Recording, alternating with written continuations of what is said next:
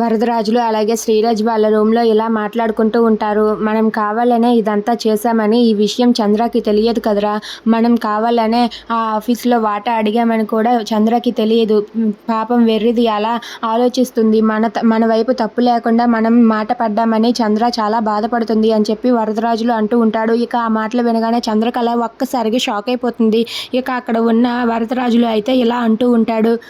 మనం కావాలనే ఇదంతా చేస్తున్నామని, ఎలాగైనా సరే వాళ్ళని చంద్రకళ చీకొట్టి మనతో పాటు ఊరు వచ్చేసేలా చేయాలన్నదే మన ప్లాన్ కదా.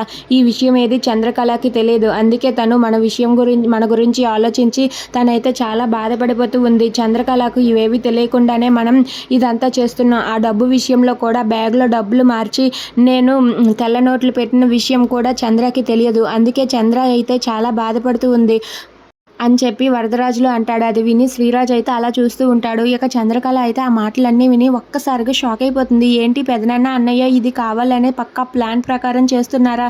దేనికోసం, నన్ను భావని విడదీయడం కోసమా అని చెప్పి చంద్రకళ అయితే షాక్ అయ్యి అలా చూస్తూ ఉంటుంది.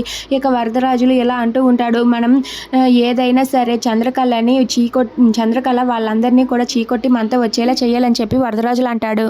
Please subscribe our channel.